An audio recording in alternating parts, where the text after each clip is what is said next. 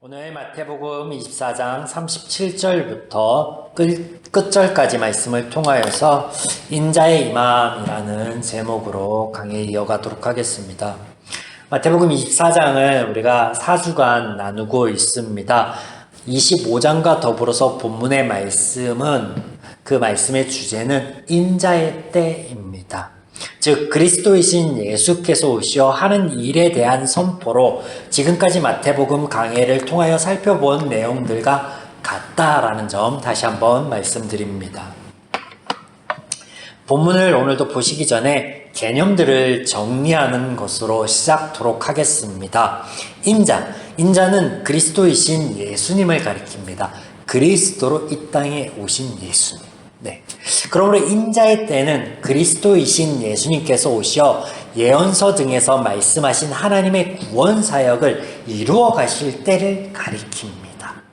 때문에 세상의 끝은 죄악이 주장하는 세상의 끝을 가리키며 성전의 파괴는 왜곡된 하나님의 말씀과 종교 행위의 끝을 가리킨다 말씀드렸습니다.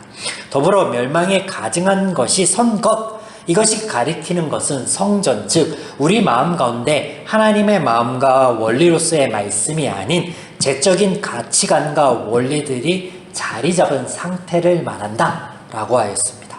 그러므로 인자의 때 그리스도의 오심은 특별한 징조나 현상이 아닌 하나님의 말씀하심의 성취요, 하나님의 일하심의 때인 것입니다.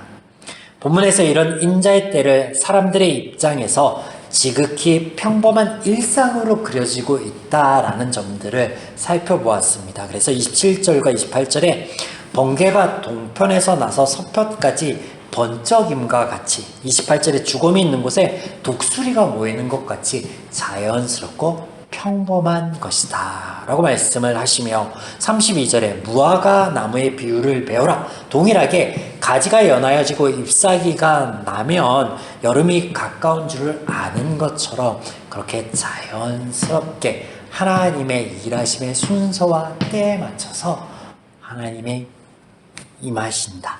인자가 왔다 라는 것을 말씀하십니다.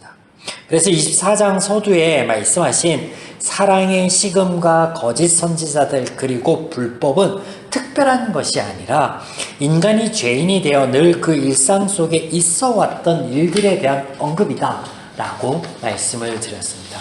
그 모든 것들이 하나인 거죠. 이것들을 이해해야 오늘 본문으로 들어가서 또 헷갈리지 않을 수 있겠습니다. 자, 이제 본문은 동일한 말씀을 하시는데 그 본문에서 등장하는 게 노아의 때입니다. 그러면 노아의 때는 뭐라고요? 일상의 이야기. 37절 노아의 때와 같이 인자의 임함도 그러하니라. 지금까지 이야기하신 것, 말씀하신 것과 같이 일상에 대해서 이야기해요. 그래서 보면 홍수 전에 노아가 방주에 들어가던 날까지 사람들이 먹고 마시고 장가들고 시집가고 일상을 살아갔다라는 사람들은 그저 일상을 살아가고 있음을 쭉 41절까지 말씀하고 있습니다. 이 모든 것을 아직 죄인인 그들, 제자들은요, 깨닫지도 알지도 못한다라는 것, 이것을 가지고 다음 구절들을 우리가 이해해 볼 수 있는데요. 때문에 예수님께서 그들이 구하는 때와 징조에 대한 말씀을 하시는 것이 마치 이해 못하는 그들 입장에서 미래의 일처럼 말씀하시는 것처럼 이야기하고 있다. 그들이 그렇게 듣고 있으니까. 그런데 그런 이야기가 아니다라는 거. 자, 이제 그들이 깨닫지 못한다. 여전히 죄의 방식 안에 있다라는 것을 염두에 두시고 예수님께서 그런 그들에게 어떻게 말씀하실지 다음 스텝들을 한번 상상해 보십시오. 상상해보면, 생각해보면 이해가 됩니다. 예수님께서 말씀하시는 홍수 이야기를 보시면 사람들이 깨닫지 못하였다라고 해요. 홍수 전에도 몰랐고 비가 쏟아질 때도 몰랐으며 그들이 다 멸하기까지 깨닫지 못하였으니 라고 말씀하십니다.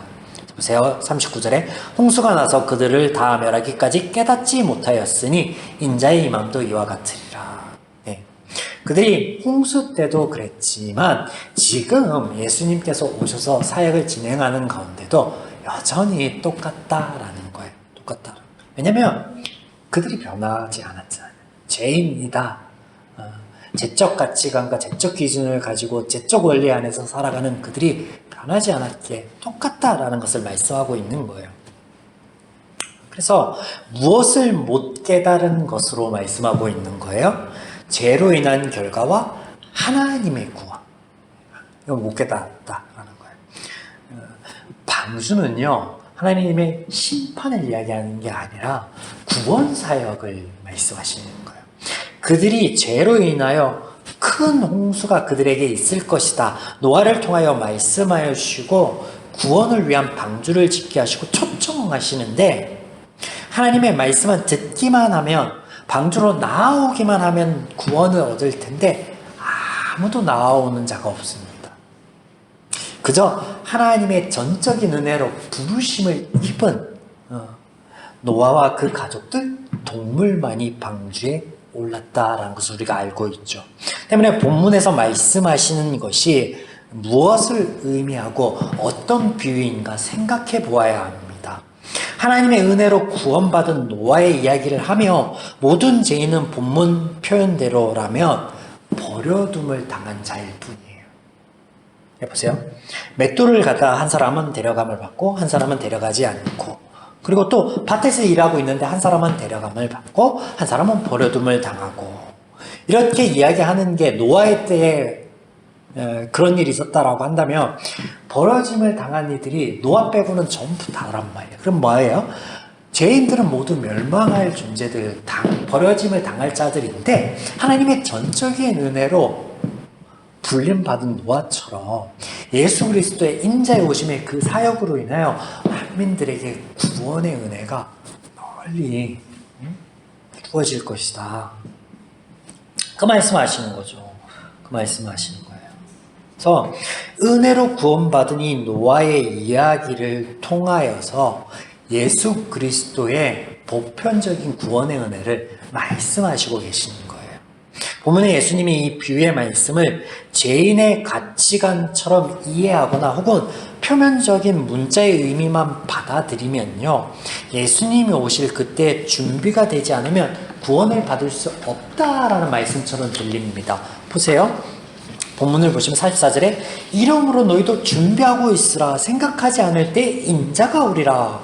인자의 오심을 준비해야 된대요. 그렇지 않으면 버려진대요. 그럼 뭘 준비하라는 거예요? 43절. 너희가 아는 바 만일 집 주인이 도둑이 어느 시각에 올 줄 알았더라면 깨어있어 그 집을 뚫지 못하게 하겠어요. 깨어있으래요. 뭐가 깨어있는 거예요? 45절에 보면 충성되고 지혜 있는 종이 되어 주인에게 그 집 사람들을 맡을 때 때를 따라 양식을 나눠줄 자. 한마디로 착하고 충성된 종이 되는 게 준비되는 거래요. 맞습니까? 쉽게 얘기해서 예수님이 이 땅에 오셔서 구원 사역을 하실 텐데 깨어 있어서 착하고 충성된 종이 되면 구원을 받는데요. 그게 맞냐고요?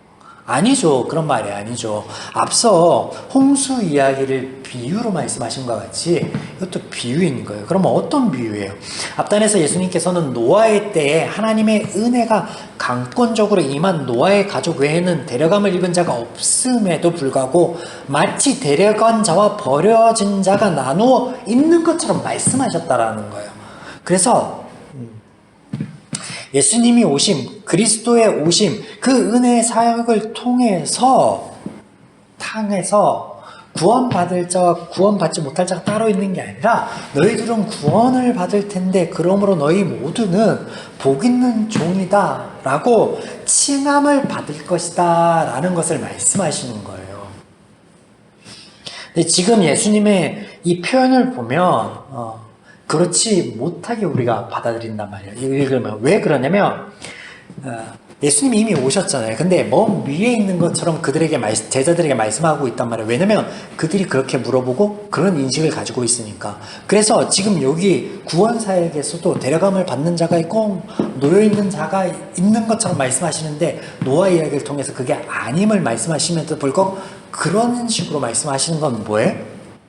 그들 때문이죠. 그들. 제적 가치관에 여전히 있는 그들. 그래서 보면 우리가 앞단에 23장까지 말씀을 살펴본 거하고 동일한 그 문학적 잔치인데, 아직 제적 가치관에 빠져 있어서 인자의 오심도 모르고 그 사역도 모르는 그들의 인식의 한계, 이것, 그들의 제적 가치관, 그래서 준비할 수 있다, 징조를 알면 준비할 수 있다라고 하는 그들의 제 방식에 대한 고발을 이런 식으로 하시는 거예요. 그리고 계속 살펴봤죠. 이런 류의 예수님의 말씀을 이끌어 가시는 것에 대해서. 그래서 은혜가 아닌 준비로 구원받는다 라고 하는 거는요, 이상한 거예요. 이상한 거예요. 교회 밖에 이런 이야기들이 많이 있죠. 헌신에 따라서 혹은 뭐 헌금의 양에 따라서 이단들 그런 얘기들 많이 합니다. 아니에요. 우리의 노력에 따라서 구원을 받거나 혹은 혹여나 예수님의 재림 때 우리의 어떤 신분의 상승이 있거나 우리가 받을 복이 그 상급이 나누어진다? 아니에요. 그게 뭐냐면 이단이 자주 얘기하는 단골 멘트이기도 하고, 인가율을 얘기하는 욥기 강의 여러분 우리가 나누잖아요. 인가율을 얘기하는 세상 방식이라는 거예요. 세상 방식. 아니에요. 그렇게 이해하고 있는 제자들, 아직 죄인된 그들의 가치관에 대해서 지적하고 있는 거예요. 아니다. 그래서 아님에 대해서 노아 이야기를 통해서 알려주시면서 이끌어 가시잖아요. 그러니까 하나님이 아니다라고 말씀하시면서 그들의 가치관을 고발하는데, 네, 아니다라는 것을 말씀하신다고요. 그러니까 25장 이후에 펼쳐지는 25장의 두 가지의 비유는요, 열처녀 비유와 달란트의 비유는 그 아님에 대해서, 제적 사고방식에 대해서 예수님이 고발하면서 다시금 이어가는 이 45절부터 44절 이후로 말씀하시는 것에 대한 연장선으로 이해하면 좋겠습니다. 그 이후에 살펴보겠지만, 자, 오늘 우리가 나눈 이 말씀의 제목을 주의 임함이라고 잡았는데, 주의 임함, 그래서 임함이라는 단어가 본문에 몇 번 등장합니다. 여기서 임하다라는 단어는 원어인 파루시아인데요, 뜻이 뭐냐면 가까이 존재하는 것, 즉 현존을 가리키는 단어예요. 그래서 예수님이 그리스도가 너희 앞에 있지 않느냐, 그래서 내가 지금까지 내가 할 사역에 대해서 소개하고 있지 않았느냐라고 하시는 거예요. 근데 이게 1번 해석이라면, 이 원어의 1번 해석이라면 2번이 있는데, 함축적 의미로 강림이라는 뜻이 있어요. 그래서 오늘 본문을 1장부터 그리스도로서의 사역에 대해서 선포하신 그 하나님의 말씀으로 이어오지 않으면, 그거를 2번으로 보는 거죠. 강림으로 보는 거죠. 근데 이 단어 자체는요, 가까이에 존재하는 것을 의미하는 단어라고요. 우리와 함께 하시는, 하나님의 보내심을 받아 너희 앞에 있는, 지금 그리스도의 사역을 하고 있는 하나님의 임함에 대해서 말씀하고 계신다라는 거. 사랑하는 여러분, 천국 복음은, 이 천국 복음의 삶 가운데 여러분 누리고 계십니까? 예수님이 이 땅에 오신 것, 십자가 사역을 하시는 것이, 이것 자체가 우리가 복음이라고 하는데요, 이게 오직 은혜로 받기 때문에 복음이라고 그래요. 그런데 깨어 있어야 되고 헌신해야 되고 뭔가 준비를 해야 돼요. 내 노력과 내 헌신이 필요한 거라면 그 복음 아니잖아요. 은혜 아니잖아요. 우리가 은혜와, 그리고 우리 삶 가운데 그 은혜를 누리기 위해서 우리가 말씀 안에서 부단히 선택해야 될 자리들이 있는데 우리 몫이 있거든요.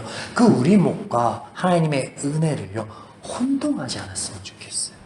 그러므로 여러분들이 이 하나님의 말씀을 분별하고 또 깨닫는 대로 우리 삶 가운데도 바른 신앙의 눈을 가지고 하나님의 은혜를 누리시는 저와 여러분의 주님의 축원합니다.